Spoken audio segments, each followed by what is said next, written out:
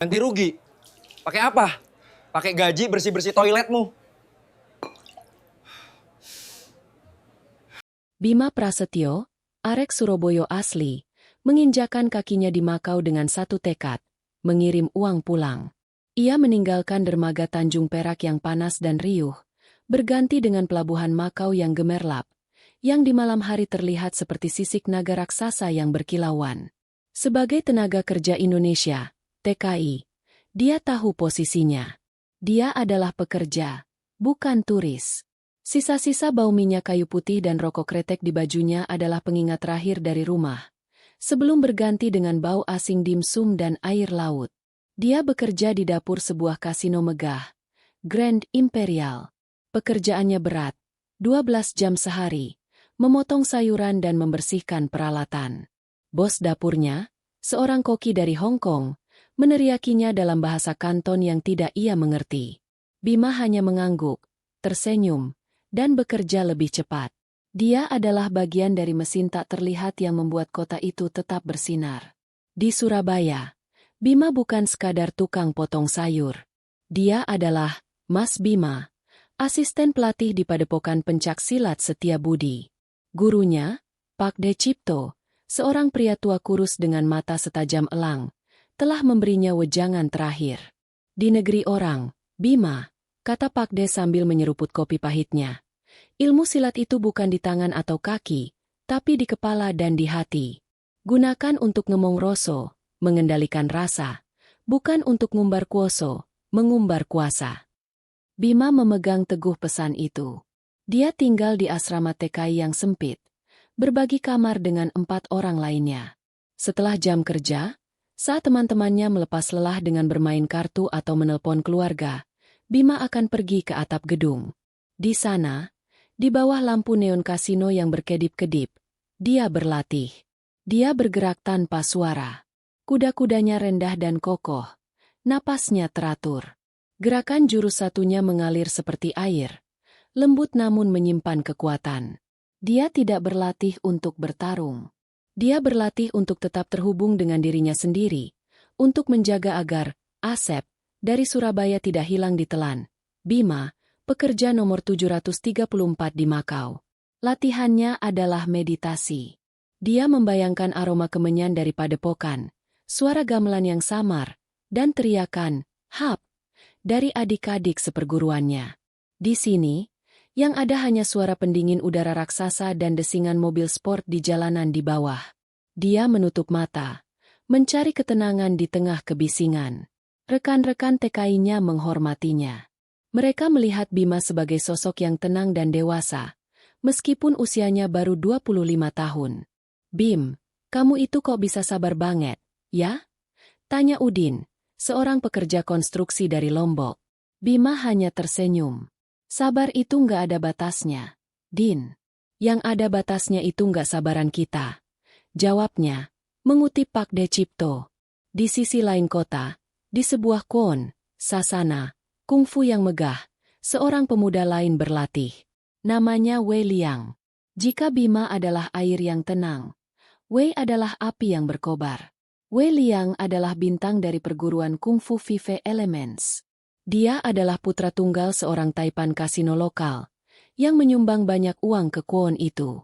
Bagi Wei, kungfu adalah soal kecepatan, kekuatan, dan pertunjukan. Gerakannya spektakuler. Lompatannya tinggi, dan teriakannya memekakan telinga.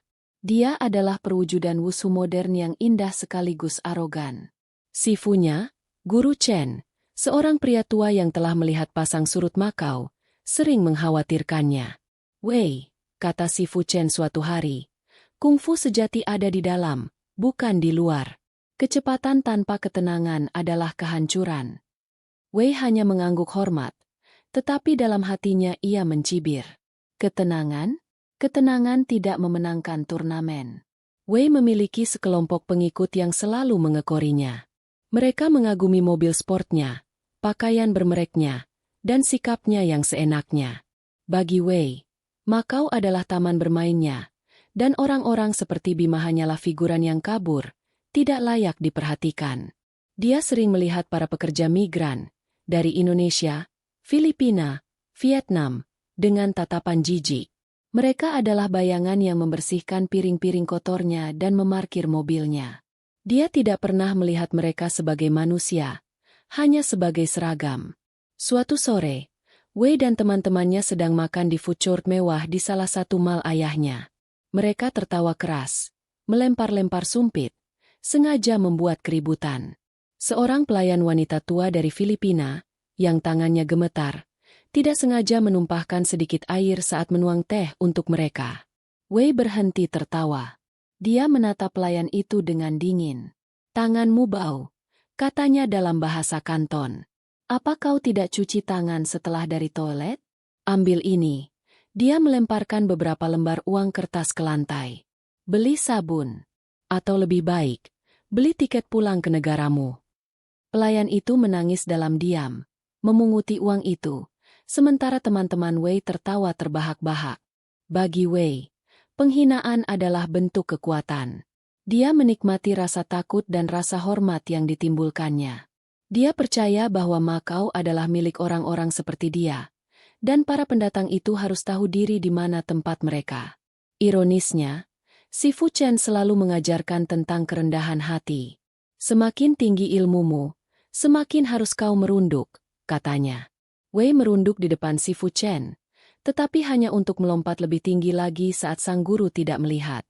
Dia tidak tahu bahwa takdir sedang mempersiapkan pelajaran kerendahan hati untuknya, dan pelajaran itu akan datang dari orang yang paling tidak dia duga. Dari seorang TKI, dari dapur kasino. Rutinitas Bima berjalan seperti jarum jam. Bangun pukul 4 pagi. Sholat subuh. Pergi ke pasar staf untuk membantu persiapan dapur sebelum jam kerjanya dimulai. Bekerja 12 jam. Kembali ke asrama. Makan malam mie instan dan telur. Lalu, ke atap. Atap gedung asrama adalah dunianya. Itu adalah sepetak beton yang diabaikan, penuh dengan pipa dan unit AC yang berkarat. Tapi dari sana, pemandangannya luar biasa. Dia bisa melihat seluruh semenanjung Makau, dari reruntuhan Estepol hingga jembatan-jembatan megah yang menghubungkan ke Taipa. Cahaya dari kasino-kasino begitu terang hingga langit malam tidak pernah benar-benar gelap. Di sudut tersembunyi, Bima meletakkan selembar koran bekas sebagai alas. Dia memulai latihannya dengan jurus sembah, sebuah penghormatan kepada Sang Pencipta, kepada alam, dan kepada guru-gurunya. Dia lalu melanjutkan dengan latihan pernapasan. Menarik napas dalam-dalam, menahan, dan melepaskan perlahan. Dia membuang semua amarah, kelelahan, dan kerinduan hari itu. Setelah napasnya tenang, barulah dia bergerak. Dia melatih jurus harimau dari perguruannya. Bukan harimau yang mengaum, tapi harimau yang mengendap-ngendap. Gerakannya rendah, matanya awas. Setiap langkah diukur, setiap cengkeraman penuh perhitungan. Silatnya adalah silat rasa, mengandalkan intuisi sama banyaknya dengan kekuatan fisik. Teman-teman TKI-nya tahu tentang latihan rahasianya. Awalnya mereka mengira Bima aneh. "Ngapain, Mas?" "Kayak orang semaput, pingsan," kata Udin suatu malam saat pertama kali melihatnya. Bima hanya tertawa dan mengajarinya beberapa gerakan peregangan sederhana. Perlahan, atap itu menjadi tempat perlindungan. Udin kadang ikut duduk, bercerita tentang keluarganya di Lombok. Santi, seorang TKW yang bekerja sebagai petugas kebersihan, kadang membawa kopi jahe panas untuk Bima. "Biar nggak masuk angin, Mas," katanya. Mereka menjadi keluarga kecil di negeri orang. Bima tidak pernah memamerkan ilmunya. Dia adalah perwujudan dari ilmu padi. Suatu kali, dompet Santi dijamret di pasar. Bima, yang kebetulan ada di sana, tidak mengejar. Dia hanya berteriak dalam bahasa Kanton yang dipelajarinya, dompetnya jatuh. Penjamret itu, seorang remaja lokal, secara refleks berhenti dan melihat ke bawah. Saat itulah Bima sudah ada di depannya. Dia tidak memukul. Dia hanya meletakkan tangannya di bahu remaja itu. "Kembalikan," katanya pelan. Remaja itu kaget dengan kecepatan Bima, menyerahkan dompet itu dan lari tunggang langgang. Santi ternganga. "Mas Bima, kok bisa?" Bima hanya mengangkat bahu. "Dia nggak niat, San. Cuma kaget aja." Bima adalah paradoks. Di dapur, dia adalah pekerja yang patuh, sering dibentak. Di atap, dia adalah seorang pendekar yang tenang. Dia tahu kapan harus menjadi air dan kapan harus menjadi batu. Tapi di kota seperti Makau, dua dunia yang begitu berbeda tidak bisa selamanya terpisah. Cepat atau lambat, dapur dan atap akan bertabrakan. Dan tabrakan itu akan terjadi dengan cara yang paling tidak terduga. Itu adalah hari libur langka Bima. Dia mendapat bonus kecil dari koki kepala karena kerja kerasnya, dan dia memutuskan untuk mentraktir Udin dan Santi makan di luar. Bukan di restoran mewah, tapi di sebuah kedai mie sederhana di gang belakang kasino. Tempat itu terkenal dengan mie pangsit udangnya yang enak dan murah. Kedai itu penuh sesak.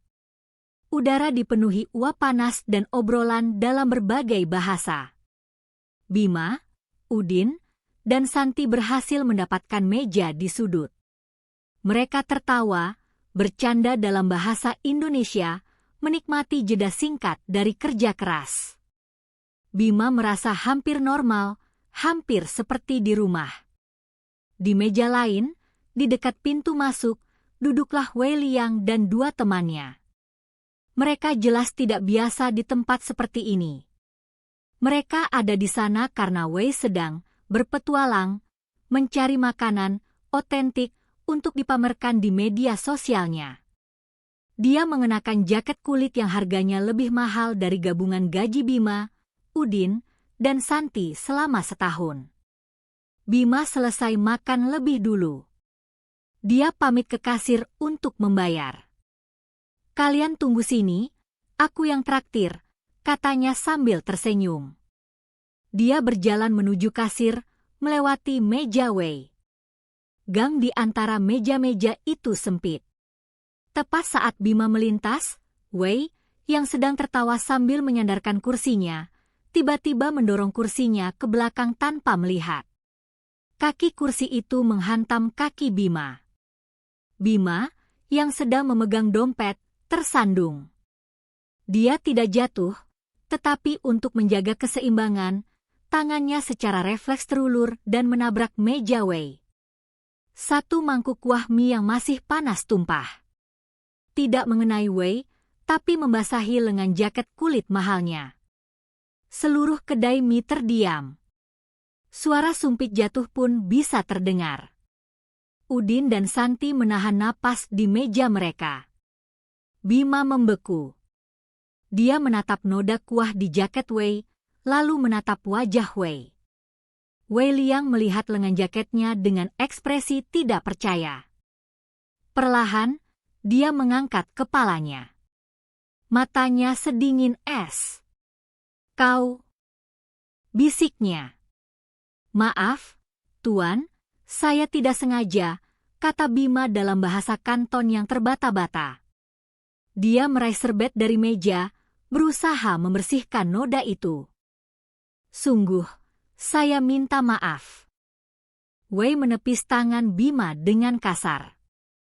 "Jangan sentuh aku," teriaknya. Dia berdiri, menjulang di atas Bima. "Kau tahu harga jaket ini? Gaji seumur hidupmu tidak akan cukup untuk menggantinya." Saya akan ganti rugi," kata Bima, suaranya bergetar. Dia tahu dia tidak bisa menggantinya. Itu adalah ucapan panik. Wei tertawa, tawa yang kering dan menghina. Dia melihat Bima dari atas ke bawah, memperhatikan seragam kerja TKI yang Bima pakai, meskipun hari libur, itu adalah pakaian terbaiknya. "Ganti rugi? Dengan apa?" "Dengan upahmu membersihkan toilet." Dia menunjuk ke wajah Bima. Lihat dia, katanya kepada seisi kedai mie. Ini adalah contohnya. Mereka datang ke kota kita, mengambil pekerjaan kita, dan sekarang mereka merusak barang-barang kita. Mereka seperti kecoak. Udin berdiri dari mejanya. Mas Bima, ayo pulang, katanya, mencoba menarik Bima pergi. Wei melihat Udin. Oh, ada temannya. Sama-sama kotor. Dia lalu menoleh kembali ke Bima. Dia melakukan sesuatu yang tidak akan pernah dilupakan Bima. Wei mengambil mangkuk tehnya, dan dengan gerakan pelan, dia menuangkan sisa teh itu ke atas kepala Bima. Teh itu tidak panas, tapi penghinaannya membakar. Cairan coklat itu menetes dari rambut Bima, ke wajahnya, membasahi bajunya. Teman-teman Wei tertawa. Pengunjung lain membuang muka, tidak mau terlibat. Mata Bima memerah. Dia merasakan panas menjalari punggungnya. Dia teringat padepokan. Dia teringat ayahnya. Dia mengepalkan tangannya begitu erat hingga buku-buku jarinya memutih. Dia bisa melumpuhkan Wei dalam 1 detik. Satu gerakan jurus harimau ke leher, dan pemuda sombong ini akan tersungkur. Tapi dia teringat pesan Pak Ge Cipto. Ilmu silat itu di kepala dan di hati. Bima menarik napas panjang. Dia tidak melawan. Dia tidak berkata apa-apa. Dia hanya menatap Wei, lalu perlahan, dia membungkukkan badan. Maafkan saya, ulangnya, suaranya tenang, meskipun hatinya bergemuruh. Dia berbalik, menarik Udin dan Santi yang gemetar, dan berjalan keluar dari kedai mie, meninggalkan Wei yang tertawa penuh kemenangan. Bima tidak berbicara sepanjang perjalanan kembali ke asrama. Santi menangis dalam diam, sementara Udin terus mengumpat dalam bahasa Sasak. Kurang ajar. Sombong sekali. Seandainya kita di Lombok, sudah habis dia, Bim. Setibanya di kamar, Bima langsung masuk ke kamar mandi. Dia berdiri di bawah pancuran air dingin, masih dengan pakaiannya yang basah oleh teh. Dia menggosok wajahnya kasar, mencoba menghilangkan rasa lengket dan rasa malu. Tapi dia tahu, ini bukan noda yang bisa hilang oleh air. Penghinaan itu terasa seperti duri yang menancap di dadanya. Dia tidak marah karena jaket. Dia tidak marah karena teh. Dia marah karena Wei telah menginjak-injak harga dirinya, bukan hanya sebagai Bima, tapi sebagai TKI, sebagai orang Indonesia. Kecoak. Kotor. Kata-kata itu terus terngiang. Malam itu, dia tidak bisa tidur. Dia naik ke atap.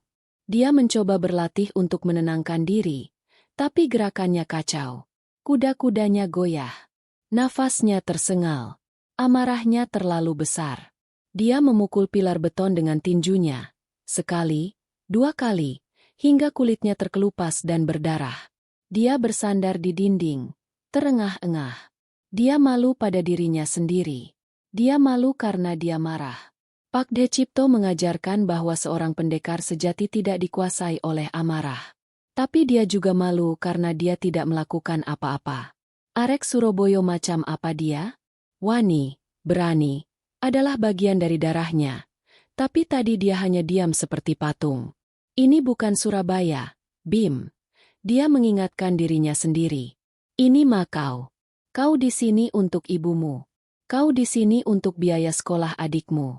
Bukan untuk berkelahi. Dia duduk di tepi atap, memandangi gemerlap kasino. Dia melihat di mana dia bekerja. Grand Imperial. Ironis. Di luar megah. Di dalam dia merasa hancur. Dia memikirkan Wei. Dia membayangkan wajah sombong pemuda itu. Tuhan, bisiknya. Beri aku kesabaran. Tapi kalau engkau memberiku kesempatan, beri aku keadilan. Di seberang kota, Wei sedang membersihkan jaketnya dengan cairan khusus. Teman-temannya masih menertawakan kejadian di kedai mie. Kau lihat wajahnya, Wei? Seperti tikus basah. Wei tersenyum. Itulah tempat mereka. Di bawah. Selalu di bawah. Dia tidak tahu bahwa dengan menuangkan teh itu, dia tidak sedang memadamkan api. Dia baru saja menyulut sumbu. Keesokan harinya, Bima bekerja seperti biasa. Tapi ada yang berbeda. Dia lebih diam. Gerakan pisaunya lebih cepat, lebih tajam, seolah-olah talenan itu adalah sasaran kemarahannya. Koki kepala, yang biasanya meneriakinya, hari itu hanya mengamatinya dari jauh, merasakan ada energi yang berbeda. Berita tentang insiden di kedai mie menyebar cepat di komunitas TKI. Ada yang marah, ada yang takut. Sudahlah, Bim. Lupakan saja. Kita ini kaum marginal, kata seorang TKI senior. Tapi Bima tidak bisa lupa. Seminggu berlalu, Bima mencoba mengubur kejadian itu. Hingga suatu sore, Udin berlari ke dapur dengan wajah pucat, membanting pintu. Bim! Celaka, Bim! Ada apa? Tanya Bima, meletakkan pisaunya. Wei, pemuda sombong itu, dia dan teman-temannya ada di depan asrama. Mereka mencari Mas Bima. Jantung Bima berdebar. Untuk apa mereka ke sini? Mencari masalah lagi? Bima melepas celemeknya. Bilang ke Koki, saya ada urusan darurat. Dia berjalan keluar, diikuti Udin. Benar saja, di depan asrama TKI yang kumuh, sebuah mobil sport merah mencolok terparkir. Wei Liang bersandar di mobil itu, dikelilingi teman-temannya dari Kwon. Mereka semua mengenakan seragam latihan. Para TKI lain melihat dari jendela. Takut. Jadi ini sarang kecoaknya, kata Wei keras-keras saat melihat Bima keluar. Aku mencarimu, tukang mie. Apa maumu? Tanya Bima, suaranya tenang. Aku dengar dari pemilik kedai mie, kau ini jagoan. Dia bilang kau pernah melumpuhkan penjamret. Haha. Wei tertawa mengejek. Jadi, si tikus basah ini ternyata punya gigi. Pergilah. Kami tidak mau masalah, kata Bima. Oh, aku kesini bukan untuk membuat masalah. Aku kesini untuk menyelesaikan masalah, kata Wei. Dia melangkah maju. Aku benci urusan yang belum selesai. Kau merusak jaketku. Dan kau pergi begitu saja.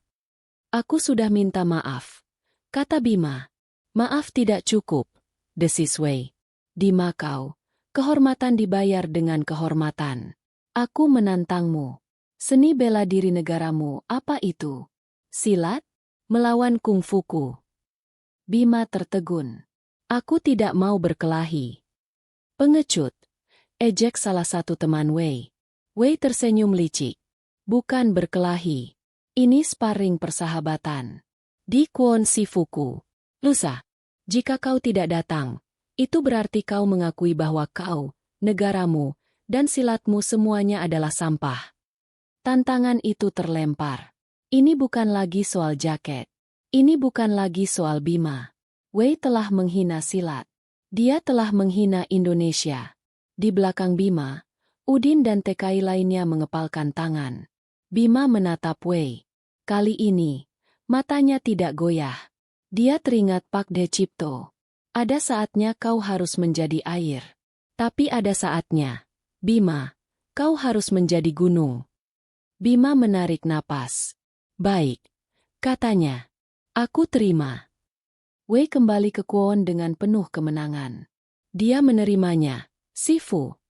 Lapornya kepada Guru Chen, yang sedang bermeditasi di ruangan pribadinya. TKI itu menerima tantanganku. Sifu Chen membuka matanya. Tidak ada ekspresi terkejut di wajahnya.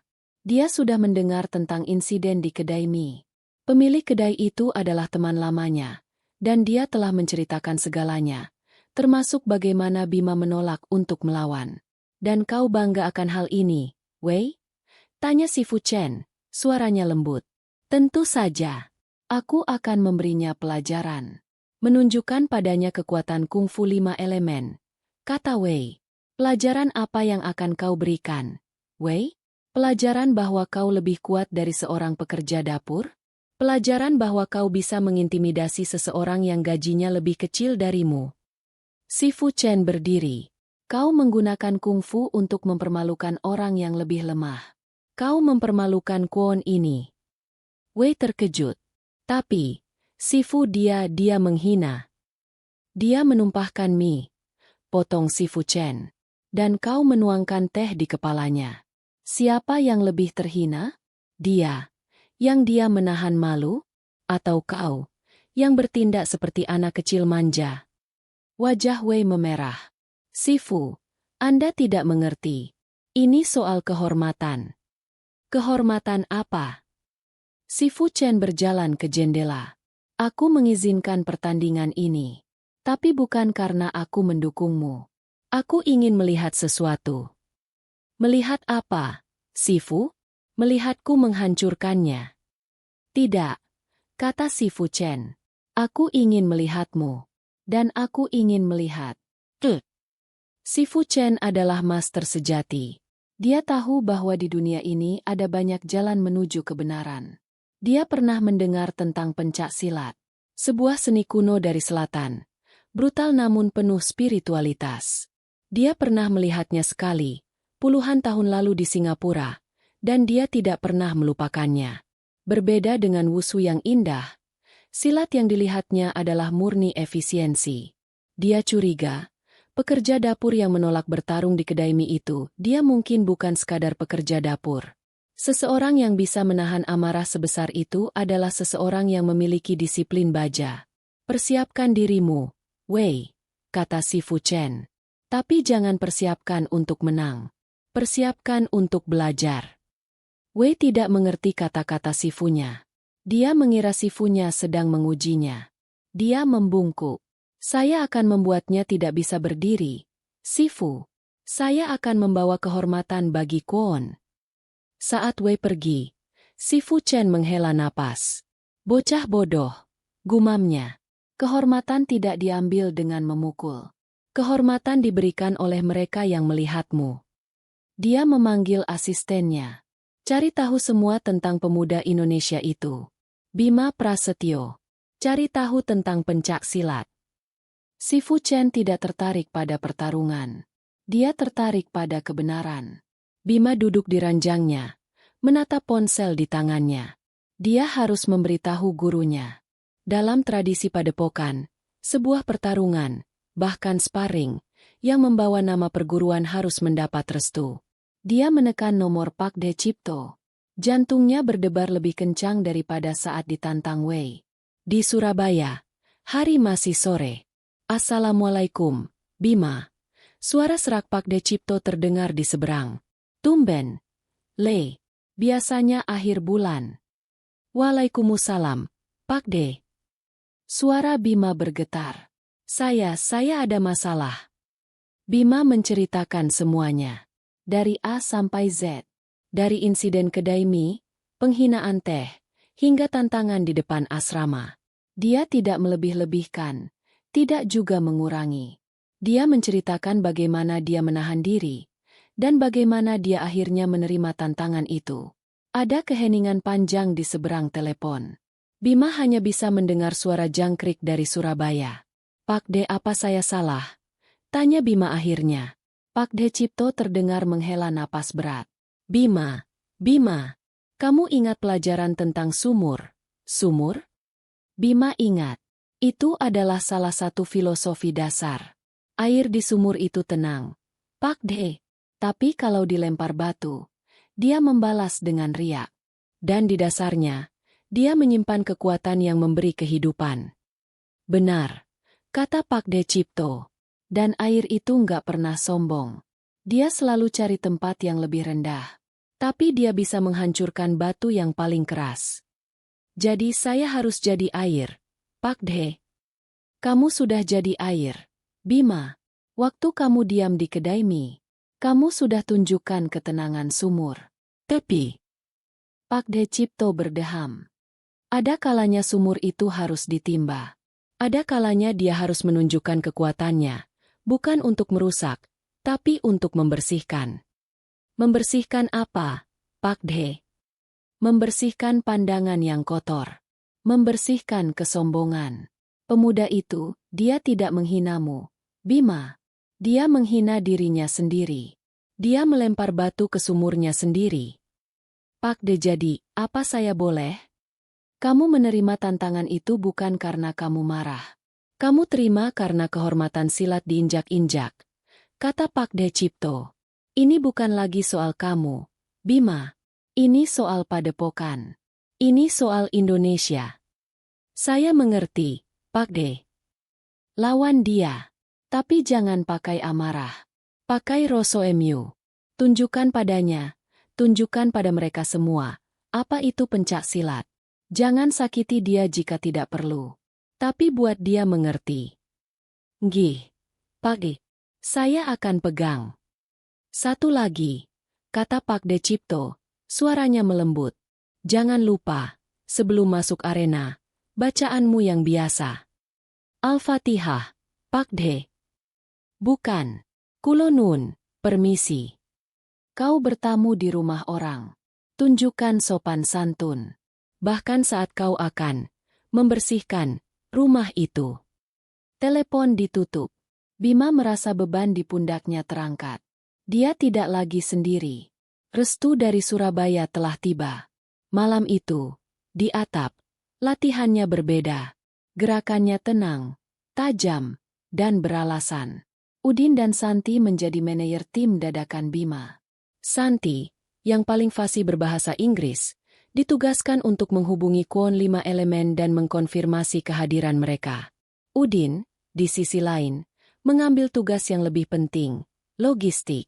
Mas Bima harus makan bergizi, katanya dengan semangat.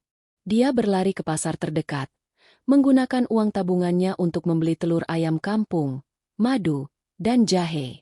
Dia merebus jamu kunyit asam, resep dari neneknya.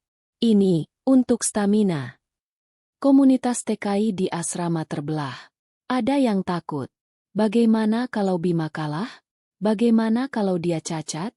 Kita bisa dideportasi, kata seorang pekerja paruh baya. Tapi lebih banyak yang mendukung. Mereka melihat ini sebagai pertaruhan harga diri mereka. Malam sebelum pertarungan, mereka berkumpul di kamar Bima. Mereka tidak punya banyak uang, tapi mereka mengumpulkan apa yang mereka punya. Seorang TKI dari perkebunan memberi pisang. Seorang nelayan memberi beberapa ikan kering. Mereka memasak bersama, makan bersama. Mas Bima, kata Santi, matanya berkaca-kaca. Apapun yang terjadi besok, Mas Bima sudah menang. Di mata kami. Bima terharu. Dia melihat wajah-wajah lelah namun penuh harap di sekelilingnya. Mereka adalah keluarganya di sini. Doakan saya. Hanya itu yang bisa dia katakan. Dia mengeluarkan sesuatu dari bawah tempat tidurnya. Sebuah bungkusan kain batik. Dia membukanya. Di dalamnya ada seragam silat padepokan. Baju dan celana hitam longgar, dengan sabuk putih kecil yang sudah agak kusam. Wow, desah Udin. Selama ini Mas Bima. Saya bawa ini bukan untuk bertarung, kata Bima sambil mengelus kain itu. Saya bawa ini agar saya ingat siapa saya. Dia tidak berlatih malam itu. Dia tidak perlu. Fisiknya sudah siap. Dia hanya duduk di atap, memandangi bulan. Dia tidak memikirkan Wei. Dia tidak memikirkan kungfu. Dia memikirkan ibunya di Surabaya. Membayangkan ibunya sedang sholat. Dia memikirkan Pak De Cipto. Membayangkan beliau sedang menyeruput kopinya. Dia merasakan ketenangan yang luar biasa. Tidak ada amarah. Tidak ada dendam. Hanya ada tugas. Sebuah tugas yang harus diselesaikan. Dia bukan lagi Bima, si TKI. Dia adalah utusan dari Padepokan Setia Budi. Di sisi lain kota, Wei Liang juga tidak tidur. Tapi untuk alasan yang berbeda. Si Fu Chen telah memberinya ultimatum. Jika kau bertarung dengan kebencian, Wei, aku tidak akan mengakuimu sebagai muridku lagi. Tidak peduli siapa ayahmu. Wei kesal. Kenapa si Fu-nya membela TKI itu? Dia memukul samsak di ruang latihannya.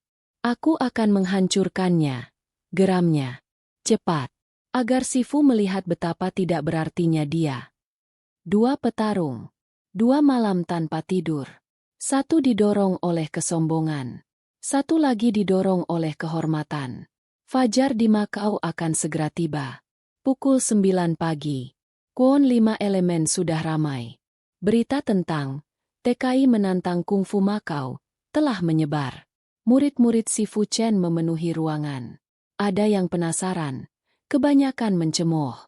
Mereka datang untuk melihat orang kampung itu dihajar.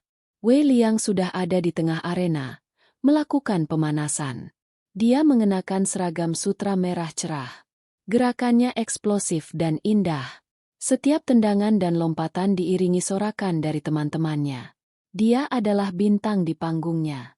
Sifu Chen duduk di kursi kehormatan di depan. Wajahnya tenang, tapi matanya awas. Dia telah mencari tahu. Pencak silat, lapor asistennya. Bukan seni pertunjukan, Sifu. Itu seni perang. Dilarang di beberapa negara karena terlalu efisien. Sifu Chen hanya mengangguk. Pintu Kwon terbuka. Bima masuk. Ruangan itu hening sejenak. Lalu tawa kecil terdengar. Bima tidak datang dengan gemerlap. Dia mengenakan seragam hitamnya yang sederhana. Di belakangnya ada Udin dan Santi, yang membawa tas berisi air minum dan handuk, terlihat gugup. Mereka tampak seperti domba yang masuk ke sarang serigala. Wei menyeringai. Berani juga kau datang, Koki, ejeknya. Bima mengabaikannya. Dia berjalan lurus, bukan ke arah Wei, tapi ke arah Sifu Chen. Dia berhenti di depan Sifu Chen. Lalu, dia melakukan sesuatu yang tidak diduga siapapun. Dia berlutut, mengambil tangan Sifu Chen, dan menciumnya, salim, seperti yang biasa dia lakukan pada Pak De Cipto. Sifu, kata Bima dalam bahasa Inggris yang fasih, yang mengejutkan semua orang. Nama saya Bima Prasetyo. Saya dari Padepokan Setia Budi, Surabaya. Terima kasih telah mengizinkan saya, seorang tamu, untuk belajar di rumah Anda hari ini. Seluruh ruangan terdiam. Sifu Chen menatap Bima. Dia melihat mata pemuda itu. Tenang. Dalam. Tidak ada ketakutan. Sifu Chen berdiri. Dia tidak menawarkan tangannya. Sebaliknya, dia menangkupkan kedua tangannya dalam salam kungfu tradisional. Kami merasa terhormat, kata Sifu Chen. Silakan berdiri, Tuan Bima. Wei, yang melihat adegan itu, merasa marah. Sifunya tidak pernah semerhormat itu padanya. Ini adalah penghinaan. Cukup dramanya, teriak Wei. Ayo kita mulai. Bima dan Wei berdiri berhadapan di tengah arena. Wasit, salah satu murid senior, memberikan aturan. Tidak ada serangan ke mata, tenggorokan, atau selangkangan. Ko atau menyerah. Wei langsung memasang kuda-kuda wushu yang agresif. Bersiaplah untuk pulang ke dapurmu, desisnya. Bima hanya berdiri santai. Kakinya sedikit terbuka. Tangannya di samping tubuh. Dia terlihat seperti orang yang sedang menunggu bus. Apa itu? Itu kuda-kuda silatmu. Ejek Wei. Kuda-kuda pemalas. Bima tidak merespon. Dia hanya mengangguk kecil pada Wei. Silakan. Wasit berteriak. Mulai. Wei langsung meledak. Dia menerjang maju dengan serangan Dragon Fist yang cepat, mengincar dada Bima. Gerakannya sangat cepat. Diiringi teriakan keras. Para penonton bersorak. Bima tidak bergerak. Hingga sepersekian detik sebelum tinju itu mendarat, Bima hanya menggeser tubuhnya sedikit ke kiri. Tinju Wei lewat sepersekian milimeter dari dadanya. Wei terkejut dengan keberuntungan Bima. Dia langsung berputar, melancarkan tendangan tinggi memutar, tornado kick, ke kepala Bima. Ini adalah gerakan andalannya, yang selalu mendapat tepuk tangan. Bima, lagi-lagi, tidak menghindar jauh. Dia hanya merunduk. Tendangan Wei lewat di atas kepalanya, membuat angin yang menerbangkan rambut Bima. Wei mulai kesal. Dia menyerang lagi. Pukulan beruntun, tendangan sabit, serangan cakar elang. Cepat, indah, dan brutal. Tapi tidak ada yang kena. Bima tidak melawan. Dia hanya bergerak, menggeser, merunduk, memutar. Dia seperti hantu. Dia tidak mundur. Dia hanya tidak ada di tempat serangan itu mendarat. Dia membuat Wei terlihat bodoh, seperti orang yang sedang meninju angin. Lawan, pengecut, teriak Wei.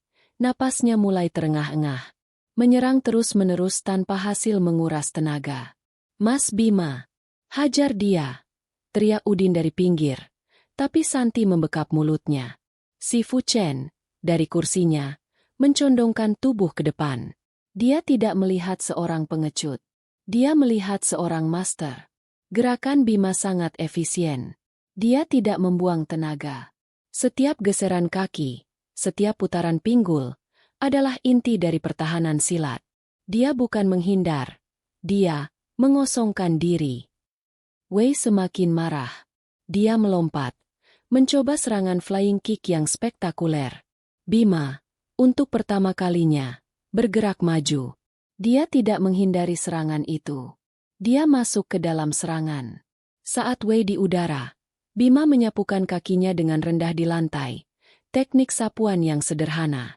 Wei, yang kehilangan keseimbangan di udara, mendarat dengan tidak sempurna. Dia tersandung dan jatuh berguling di lantai. Ruangan itu hening. Bintang Kwon 5 elemen baru saja dijatuhkan tanpa dipukul. Wei bangkit dengan cepat. Wajahnya merah padam karena malu. Kau menjegalku. Itu bagian dari gerakan, kata Bima tenang. Kau baik-baik saja. Jangan kasihan padaku. Wei menerjang lagi, kali ini dengan membabi buta. Dia sudah kehilangan ketenangannya. Kungfunya berantakan. Dia hanya seorang anak marah yang sedang mengamuk. Bima menghela napas. Dia tahu ini saatnya. Dia tidak bisa terus menghindar. Dia harus membersihkan sumur ini. Wei melancarkan pukulan lurus ke wajah Bima. Kali ini, Bima tidak menghindar. Dia mengangkat tangannya. Bima tidak menangkis pukulan itu. Dia menangkapnya. Saat tinju Wei datang, Bima menggunakan teknik sambut dari silat. Telapak tangannya bertemu dengan pergelangan tangan Wei. Tapi dia tidak mendorongnya. Dia menariknya, memanfaatkan momentum Wei sendiri. Wei terdorong maju, terkejut karena pukulannya ditarik. Dia kehilangan keseimbangan. Saat itulah Bima berputar. Ini bukan lagi jurus harimau. Ini adalah jurus belut. Licin, cepat, dan mematikan. Dalam satu gerakan yang cair, Bima berada di belakang Wei. Dia tidak memukul punggungnya. Dia tidak menendang kakinya. Dia hanya meletakkan satu tangan di bahu Wei dan satu tangan di pinggulnya. Lalu, dia menarik. Itu adalah teknik jatuhan sederhana. Menggunakan berat badan lawan untuk melawannya. Wei, yang sudah tidak seimbang, terangkat dari lantai dan terbanting ke matras. Blam! Suara itu keras. Tapi Wei tidak terluka parah. Matras itu tebal. Tapi egonya hancur. Sebelum Wei bisa bereaksi, Bima sudah ada di atasnya. Bukan untuk memukul. Bima menduduki punggung Wei, dan tangannya dengan cepat mengunci lengan Wei ke belakang. Itu bukan kuncian yang menyakitkan. Itu hanya kuncian. Wei tidak bisa bergerak. Bima menahan posisi itu selama 3 detik. Hanya untuk membuktikan bahwa dia bisa. Lalu dia melepaskannya dan melompat mundur, memberi Wei ruang untuk berdiri. Berdiri, kata Bima. Ini belum selesai. Wei berdiri, matanya menyala-nyala. Dia tidak lagi sombong. Dia sekarang berbahaya. Dia merasa dipermalukan di depan Sifu dan teman-temannya. Kau mati, desis Wei. Dia mengambil napas dalam-dalam, mengabaikan aturan, dan mengambil sesuatu dari saku seragamnya. Sebuah karambit latihan, pisau tumpul, yang seharusnya tidak dia bawa. Si Fu Chen berdiri. Wei, hentikan. Tapi Wei tidak mendengar. Dia menerjang Bima dengan pisau di tangannya. Melihat pisau, penonton berteriak. Udin dan Santi memekik. Mata Bima menjadi dingin. Ini bukan lagi sparring. Ini adalah serangan. Dia tidak mundur. Saat Wei menusuk ke depan, Bima melakukan gerakan yang tidak akan pernah dilupakan Sifu Chen seumur hidupnya. Bima berputar ke dalam serangan pisau, bukan menjauh. Dia menggunakan sikunya, teknik sikutan, untuk membelokkan lengan Wei. Suara kerak kecil terdengar saat siku Bima menghantam titik saraf di lengan Wei. Tangan Wei kram. Pisau latihan itu jatuh ke lantai. Tapi Bima tidak berhenti. Dia tahu, dalam pertarungan sungguhan, lawan tidak akan berhenti. Dia langsung mengunci lengan Wei. Dengan tangan kanannya, dia menampar pelipis Wei. Bukan pukulan. Sebuah tamparan. Plak. Cukup keras untuk membuat kepala Wei pusing. Lalu, dengan kecepatan yang tidak manusiawi, Bima berada di belakang Wei lagi. Kali ini, dia tidak menjatuhkannya. Dia melingkarkan lengannya di leher Wei. Bukan cekikan. Itu adalah kuncian kontrol. Dia menarik Wei ke belakang, ke lantai, dengan posisi terkendali. Dia mendarat dengan Wei di pangkuannya. Lengan Wei terkunci, dan lengannya yang lain ada di dagu Wei, mendorong kepalanya ke atas. Wei tidak bisa bergerak. Dia tidak bisa bernapas dengan nyaman. Dia benar-benar tak berdaya. Seluruh kuon hening total. Pin drop silent. Bima masih mengunci Wei, menatap lurus ke arah Sifu Chen. Napasnya tenang. Tidak terengah-engah sama sekali. Dia telah melucuti, melumpuhkan, dan mengendalikan bintang kungfu Makau dalam waktu kurang dari 5 detik. Tanpa satu pukulan pun. Inilah balasan itu. Bukan kemenangan brutal, tapi dominasi total yang terkendali. Anda lihat, Sifu, kata Bima. Suaranya tenang terdengar di seluruh ruangan. Dia tidak perlu terluka. Dia lalu menunduk ke Wei, yang matanya terbelalak ketakutan. Kau menyerah? Tanya Bima pelan. Wei, yang egonya telah hancur berkeping-keping, yang menyadari betapa jauhnya perbedaan level mereka, hanya bisa mengangguk kecil. Bima melepaskan kunciannya. Dia berdiri. Dan, yang paling menakjubkan, dia mengulurkan tangannya untuk membantu Wei berdiri. Wei Liang menatap tangan yang terulur itu. Tangan seorang koki. Tangan seorang TKI. Tangan yang beberapa hari lalu dia hina. Dia terlalu malu untuk menerimanya. Dia berdiri sendiri, terhuyung-huyung, dan menundukkan kepalanya. Dia kalah. Bima tidak merayakan. Dia tidak mengangkat tangannya. Dia hanya merapikan seragam hitamnya. Lalu, dia berjalan ke arah Sifu Chen. Para murid kungfu memberi jalan. Tatapan mereka kini bukan lagi cemoohan, tapi campuran antara rasa takut dan kekaguman. Bima berhenti di depan Sifu Chen. Dia membungkuk dalam-dalam. Maafkan saya, Sifu. Saya terpaksa bertindak sedikit keras. Saya harap murid Anda tidak apa-apa. Sifu Chen menatap Bima untuk waktu yang lama. Wajahnya tidak bisa dibaca. Lalu, dia melakukan sesuatu yang membuat seluruh muridnya ternganga. Sifu Chen, master besar kungfu Makau, menangkupkan kedua tangannya, dan membungkuk dalam-dalam kepada Bima. Sebuah bungkukan hormat penuh, yang biasanya hanya dia berikan kepada master yang setara atau lebih tua. Tidak, Tuan Bima, kata Sifu Chen, suaranya bergetar karena emosi. Kaulah yang harus memaafkan kami. Kau datang sebagai tamu, dan kami memperlakukanmu dengan buruk. Dia menoleh ke Wei, yang sedang menunduk malu. Wei, kemari. Wei berjalan, kakinya terasa berat. Minta maaf, perintah Sifu Chen. Wei menatap Bima. Dia melihat tidak ada kesombongan di mata Bima. Hanya ketenangan. Dia melihat pria yang dia hina, pria yang bisa saja mematahkan lengannya, tapi memilih untuk tidak melakukannya. Dengan suara bergetar, Wei membungkuk. Maafkan saya. Saya salah. Bima menepuk bahu Wei. Tidak apa-apa, katanya. Kita semua belajar. Berita kemenangan Bima menyebar lebih cepat daripada insiden kedai mie. Tapi kali ini, komunitas TKI tidak merayakannya dengan riuh. Mereka merayakannya dengan rasa syukur. Malam itu, di asrama, mereka mengadakan tasyakuran kecil. Nasi tumpeng dibuat seadanya dari nasi dan lauk pauk yang mereka kumpulkan. Mas Bima, kamu hebat, kata Udin, matanya berbinar. Kamu seperti Jet Li. Bima tertawa. Bukan, Din. Aku Bima. Dari Surabaya. Santi menatap Bima dengan kagum. Apa yang Mas Bima rasakan waktu menang? Bima berpikir sejenak. Aku tidak merasa menang, San. Katanya jujur. Aku hanya merasa lega. Tugasnya sudah selesai. Kemenangan sejati Bima bukan saat Wei menyerah.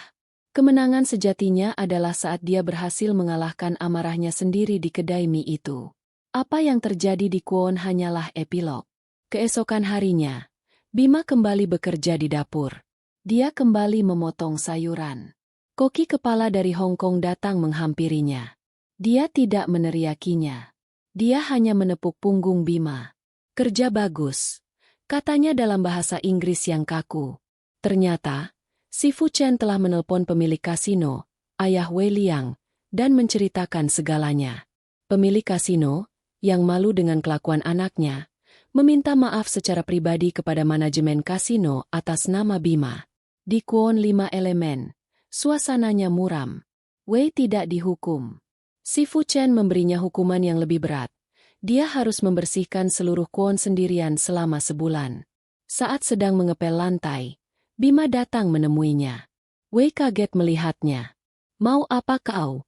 Mengejekku. Bima tersenyum. Dia membawa bungkusan. Ini. Dari temanku. Kunyit asam. Katanya bagus untuk memar. Bima melihat lengan Wei yang sedikit biru bekas kunciannya. Wei menatap minuman di botol itu. Dia tidak mengerti. Kenapa kau baik padaku? Tanya Wei. Karena guru saya mengajarkan, kata Bima, musuh terbesar kita bukan orang lain, tapi diri kita sendiri. Kemarin, kita berdua melawan musuh kita masing-masing. Bima meletakkan botol itu dan pergi. Wei menatap botol itu, lalu melanjutkan mengepel, tapi kali ini, ada sesuatu yang berbeda di matanya. Seminggu kemudian, Bima dipanggil oleh manajer kasino. Dia pikir dia akan dipecat. Dia sudah bersiap. Dia masuk ke kantor mewah itu. Di sana, tidak hanya ada manajernya, tapi juga ayah Wei Liang dan si Fu Chen. Tuan Bima, kata manajer itu. Kami tahu apa yang terjadi, dan kami sangat terkesan. Ayah Wei Liang melangkah maju. Atas nama putra saya minta maaf. Perbuatannya memalukan. Tapi, tindakanku, caramu menanganinya itu menunjukkan kelas. Si Fu Chen tersenyum. Tuan Bima, saya sudah berbicara dengan teman-teman saya di Asosiasi Seni Bela Diri Makau. Kami ingin mengundang Anda. Mengundang saya, kemana, Si Fu? Kami akan mengadakan Festival Seni Bela Diri Asia bulan depan. Kami tidak punya perwakilan dari pencak silat. Maukah Anda dan padepokan Anda menjadi tamu kehormatan kami? Untuk memberi demonstrasi. Bima terdiam. Dari TKI yang dihina, menjadi tamu kehormatan. Saya hanya koki, Si Fu. Kau bukan hanya koki, kata Si Fu Chen tegas. Kau adalah seorang guru. Kau memberi putraku pelajaran yang tidak bisa kuberikan selama 20 tahun. Maukah kau mengajari kami? Bima teringat Pak De Cipto. Tunjukkan pada mereka apa itu pencak silat. Bima mengangguk. Sebuah kehormatan bagi saya, Si Fu. Bima menelpon Pak De Cipto. Pak De, Assalamualaikum. Waalaikumsalam. Sembahmu ditompo, Le, kata Pak De Cipto. Sembahmu diterima, Nak. Bagaimana pembersihannya? Sudah bersih, Pak De. Tapi, sekarang mereka minta saya memberi demonstrasi. Di festival besar. Saya tidak tahu harus bagaimana. Pak De Cipto tertawa di seberang sana. Tawa yang terdengar seperti kretek yang terbakar. Bima, kamu itu khas, terlalu merendah. Sudah waktunya.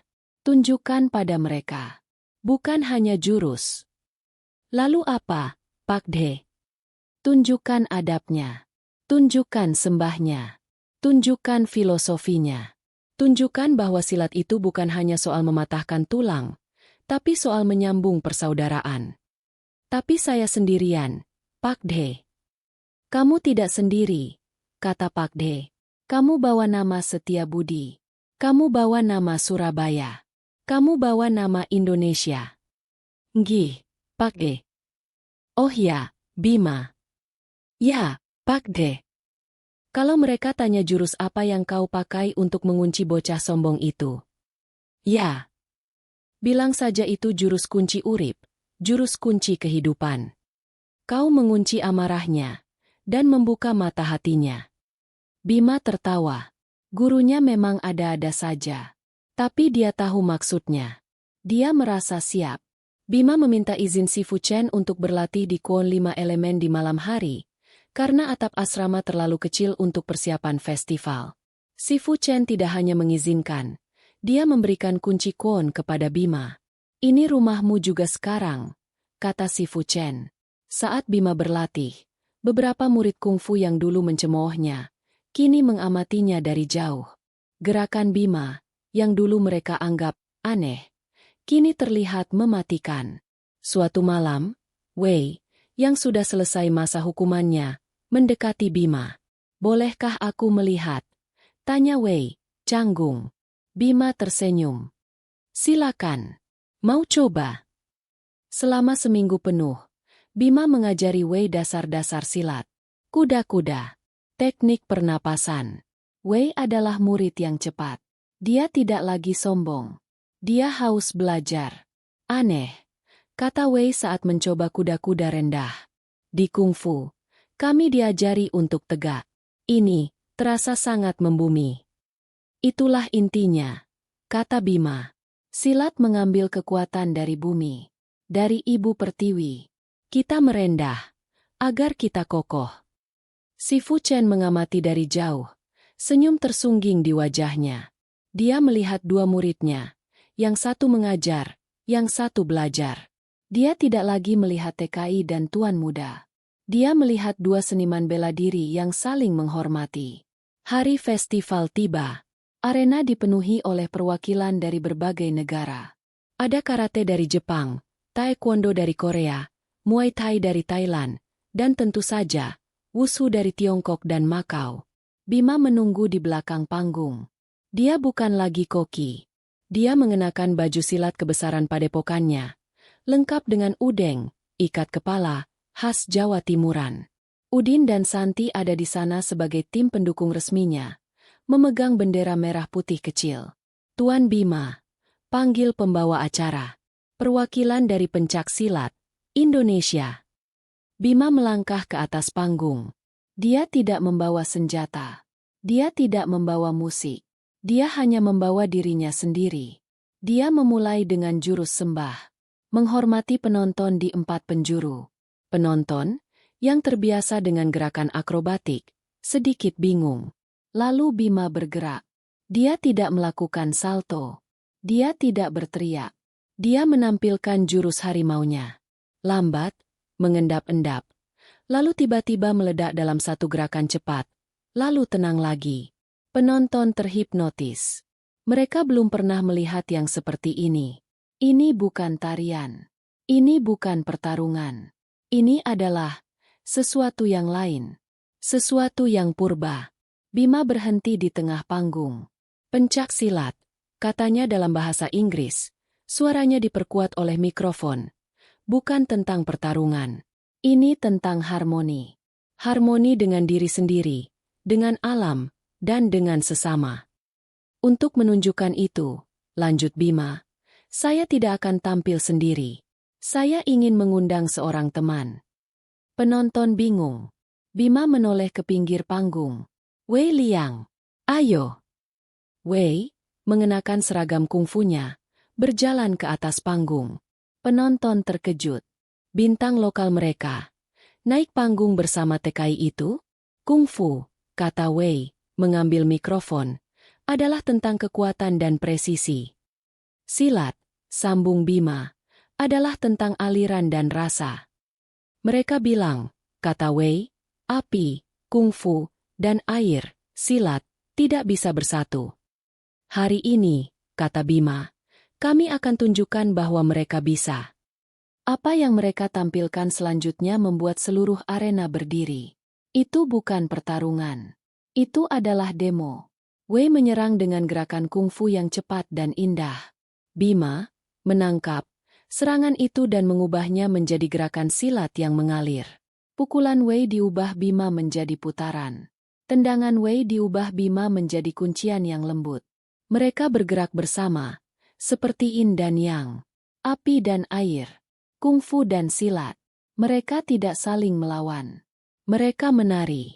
Sebuah tarian bela diri yang menunjukkan rasa hormat tertinggi. Mereka mengakhiri penampilan mereka. Wei dalam posisi kuda-kuda Tiger Stance Kungfu. Bima dalam posisi kuda-kuda rendah harimau silat. Saling berhadapan. Lalu, mereka berdua berbalik dan membungkuk kepada penonton. Selama beberapa detik, arena hening. Para penonton terpana. Mereka datang untuk melihat pertarungan. Mereka datang untuk melihat siapa yang lebih kuat. Tapi mereka mendapatkan sesuatu yang jauh lebih baik. Mereka mendapatkan pelajaran tentang persatuan. Lalu, satu orang bertepuk tangan. Sif Chen. Perlahan, tepuk tangan itu diikuti oleh yang lain. Master Karate dari Jepang. Master Taekwondo dari Korea. Dan akhirnya, seluruh arena bergemuruh dalam tepuk tangan yang paling meriah malam itu. Bima dan Wei saling pandang di atas panggung. Mereka berdua tersenyum. Di barisan penonton, Udin dan Santi menangis, memeluk bendera merah putih kecil mereka. Setelah festival, Bima menjadi selebriti lokal. Bukan TKI lagi, tapi master silat dari Surabaya. Koki kepala di kasino tidak lagi berani menyuruhnya memotong sayuran. Dia memberinya tugas khusus, membuat menu sehat untuk tamu VIP. Ayah Wei Liang datang menemuinya secara pribadi. Putraku, dia berubah, katanya. Dia lebih tenang, lebih hormat. Itu berkatmu. Aku berutang padamu. Dia menawarkan Bima pekerjaan baru. Berhentilah dari dapur. Aku akan membukakanmu kuon silat pertama di Makau. Kau yang kelola. Aku yang modalin. Ini adalah tawaran yang menggiurkan. Menjadi bos. Punya sasana sendiri.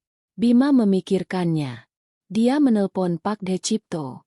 Pak De, saya ditawari jadi guru di sini. Bagus, toh? Kata Pak De. Gajimu lebih besar, kan? Bukan itu, Pak De. Tapi, apa saya pantas? Saya masih harus banyak belajar. Bima, kata Pak De Cipto. Cara terbaik untuk belajar adalah dengan mengajar. Terima. Tapi ingat, jaga nama baik padepokan. Jaga nama baik silat. Jangan sampai uang dan pujian membuatmu lupa dari mana asalmu. Dari Surabaya, Pak De. Bukan, tawa Pak De. Dari dapur. Bima menerima tawaran itu. Tapi dengan satu syarat. Saya mau, kata Bima kepada Ayah Wei. Tapi saya mau, kuon ini bukan cuma untuk orang kaya. Saya mau ada kelas gratis setiap hari Minggu. Untuk para TKI dan pekerja migran lainnya. Ayah Wei tertegun, lalu tersenyum.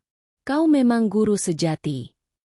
Setahun kemudian, Padepokan Setiabudi, cabang Makau, resmi dibuka. Itu bukan kuon yang mewah. Sederhana saja, tapi bersih dan penuh semangat. Bima berdiri di depan, mengajar. Di barisan depan, ada Udin dan Santi. Di belakang mereka, ada pekerja konstruksi, pelayan, dan Wei Liang. Dia adalah asisten pengajar pertama Bima. Si Fu Chen sering datang berkunjung, duduk di sudut sambil minum teh, mengamati Bima mengajar.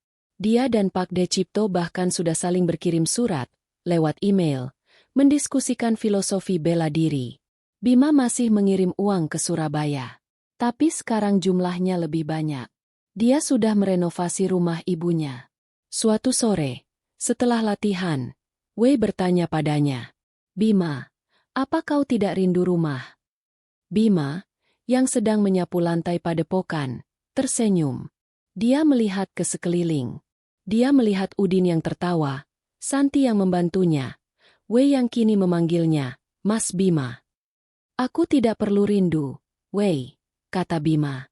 Karena aku sudah menemukannya. Bima, TKI dari Surabaya, telah menemukan rumahnya yang sesungguhnya. Bukan di gedung pencakar langit, bukan di dapur kasino, tapi di hati orang-orang yang dia sentuh dengan ilmu dan adabnya. Dia datang ke Makau untuk mencari uang, tapi dia pulang membawa sesuatu yang jauh lebih berharga, kehormatan.